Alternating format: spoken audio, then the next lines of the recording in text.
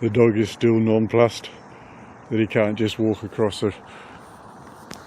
This is the North Para River where I paddleboard down just yesterday, and just in overnight, literally 24 hours, it has dropped a good metre or two, and in this particular spot shrunk by about 15 or 20 metres in width.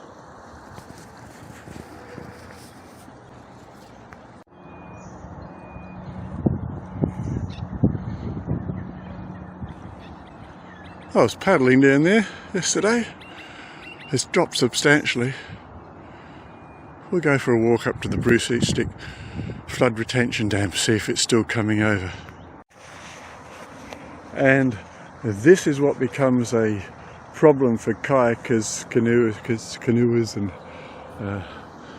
jet skis and electric jet surfboards in the river, because unless the river is flooded, first of all, these reeds would have been fully standing. Well, they were. I walked across here a couple of weeks ago. They're fully standing. The floods lay them all down and wash past, and then you can go right over the top of them. But then when the water drops again, they clog up everything. So even though there's a very substantial water flow, the path is difficult. You can see over the other side there's a clear path, but when you get up to the top, you think that that main water flow there is the one to follow, and it ends up stuck in the reeds, whereas the smaller one, it doesn't look quite so inviting, but it maintains the water path all the way through without reeds. It becomes quite a skill. I've done it, I forget how many times now, 5, 6, 7.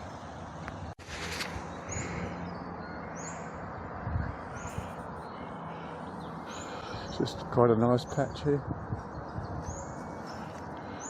I might come tomorrow, we'll see. So this is the place I normally will ford across the river. Most of the year it's high and dry, and you have to be more careful of snakes than you do of getting your feet wet. In fact, it's the place where I brought my eldest son when he was down here in Gawler only a couple of weeks ago, and this is where and the dog's going, this is where we normally go. Well, and that's where we walked across up to ankles, knees, and today you'd need to be Jesus to get across there, or swim.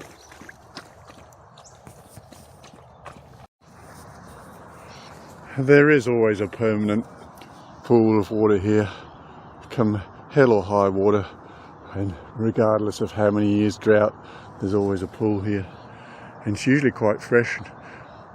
Interestingly, that's the roof of somebody's little shanty that I presume they use for fishing. So the dog and I are just cutting across the bend in the river here. We have walked all the way around the bend, but these flats, they're all going to be suburbs. In fact, the state government infrastructure plan has been already set up, and there's going to be a new footbridge just over that hill at the top end of where the current housing is at. One day, when I'm in my dotage, you see the path over there. This is all going to be linear park, and I imagine that there will be a nice bitumenised path with little bridges over the creeks, all gopher friendly, which by then I'll probably need. There's a few roos down here, so I'm just going to keep the camera going until the dog sees them. He chases them. Occasionally catches a huge one. Occasionally catches a small juvenile that the adults leave behind. Never does any damage to them. He doesn't know how, he just bails them off and goes, what the hell have I done? Which in the case of the big reds, it's quite dangerous. There they are, there were 3, I think. There still are 3. 2 with their heads up and 1 with their head down. See whether they get frightened from me. There's millions of roos through here.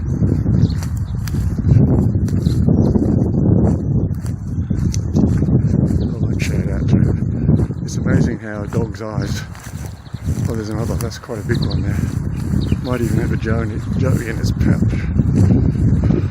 It's amazing how the dog's eyes, he won't see them until they move. There they go. 1, 2, 3, 4, 5. Oh, he can see them, but he knows from past experience how too far away. They might lob a little bit further around. Now, as near as I can tell, and I have done the tenure search and searched the land's title, cost me bloody nearly $40. But if you look up the top of the hill, or just to the right hand side of that tree, you can see a gate. That's private land. To the left of the gap between the trees is a fence that runs down the hill. That's a boundary between private land on the right and public land on the left. And the bridge, footbridge going across here is inside the public land, so it's going to have to be a mighty bridge. It is a very picturesque part of the river where the private land comes down that hill to a beautiful flat where there is actually a beach there. There was a beach there a couple of weeks ago. Anyway, the dam is over that crest, which is where we're going. There'll be no walking across the creek this morning like we did a few weeks ago. This is perhaps a better perspective of the bridge location, which has to be the left-hand side of that fence. And it is shown as such on the state government's infrastructure maps. See, there's a weir across there, as there are several of going upstream now.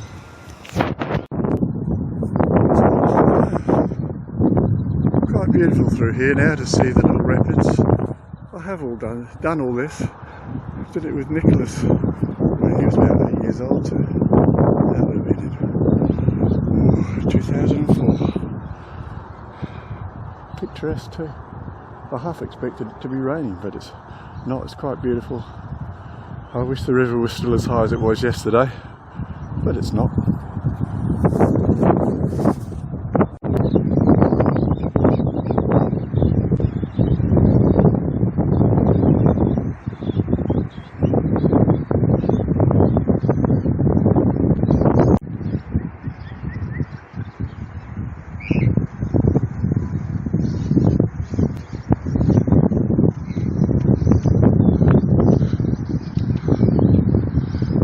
Doing his circuits. Hopefully he'll come overhead.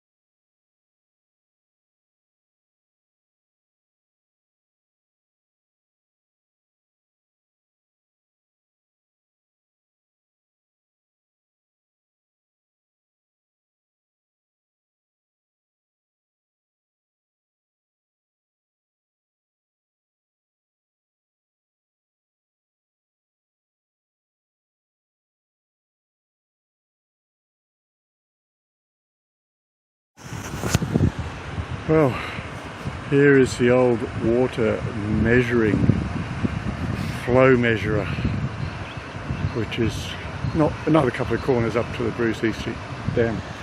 And I have in previous years, when the river has been higher, jet skied from Gawler up to here when I didn't know anything about this dam, when I thought it was shootable, but I'd never seen it in the dry. Water was about a metre higher. Dog's just been chasing a big brew, puffing and panting. I'll get him down to the water for a drink in a second. Anyway, I would like to have seen it yesterday. Last time I was here was a month ago. It was virtually dry as a bone. I just walked straight across. And it does appear it's set up quite modernly. I'm not even going to approach that infrastructure. This obviously there's a flood warning and to check the flow. And I don't think I would shoot that. Should bottom out.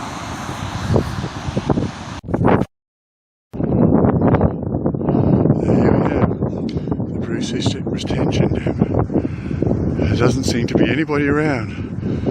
And I imagine a very naughty boy, rather than the Messiah, would walk across. I of course won't be doing that. Video evidence.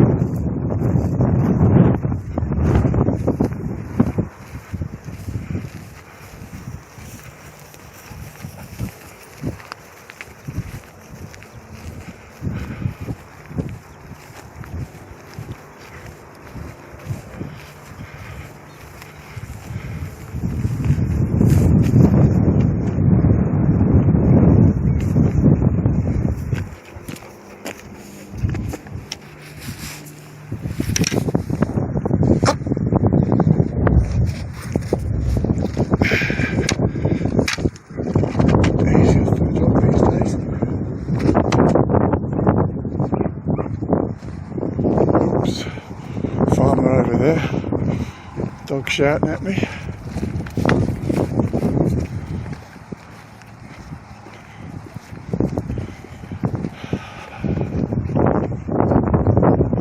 Now I have come down all the way from Rosedale down there.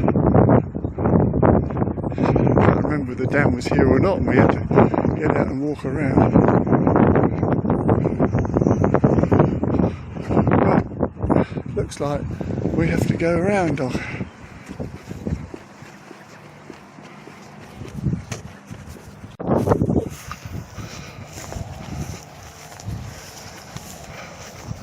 Yeah, it's 20 kilometres an hour down there. And there are no signs on the infrastructure. And I am a part owner.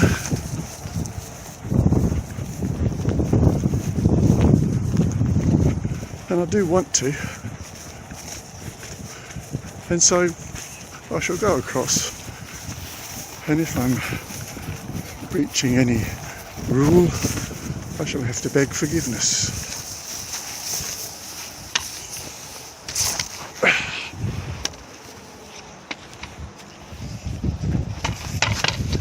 Let's see if I jump down here. Hey. Well, where are you now? Hey, this way.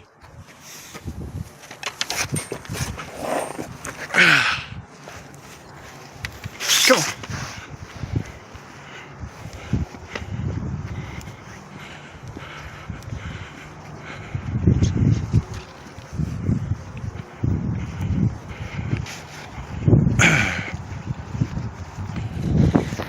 He won't go up to the next level, I don't think. We'll see. I don't think you can make it, can you? But I want to, because I want to see over the other side. So hopefully, come on.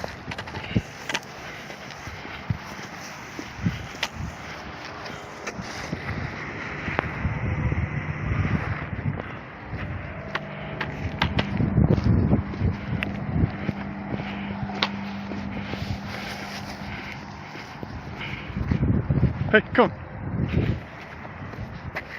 I might have to put him on the lead.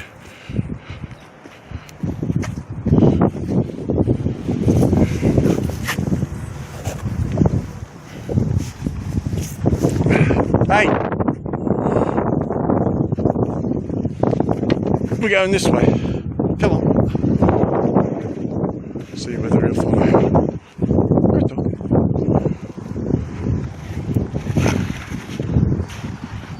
If not, I might have to go down to the bottom one. Hey, he's not following.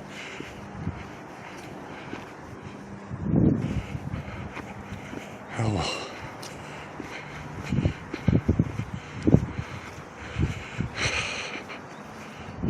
There's bloody.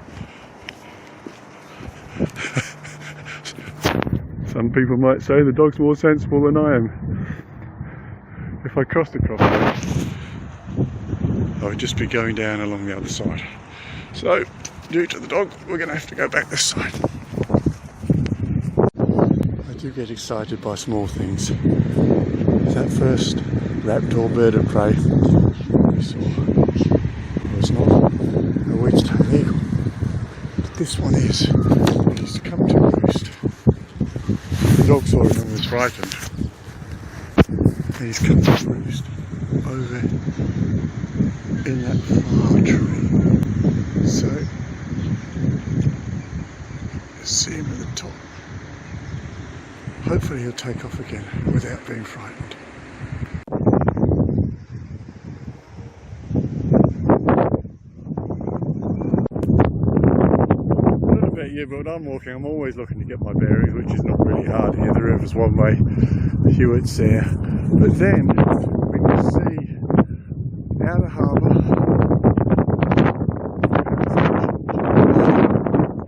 and in Gawler's Church, just sticking its head up from church. Imagine that only yesterday I was paddleboarding down this bit, and the ducks now are used to the water flow. And pretty much all these reeds were laying down as I came through yesterday. Popped back up again. And the water is much more amenable to, in fact today would be an ideal day to go down. Tomorrow might be a bit low. It'd still be navigable though. I'm going to check out Dead Man's Pass for tomorrow, because I want to go surfing on Thursday. In fact, anything except clean the kitchen.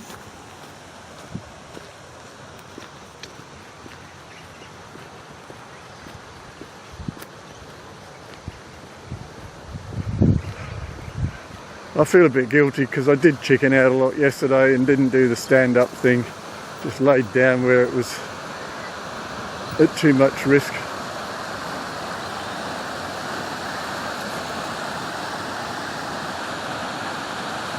And I wouldn't shoot that today either, because, you know, the board would just go straight over the top. I'd swipe another one off the fins off, and the front would dive in and you'd end up caught in the backwash. Anyway, home. And wandering home, pun intended, I see some wandering violets in full bloom after the rains. 3 of them.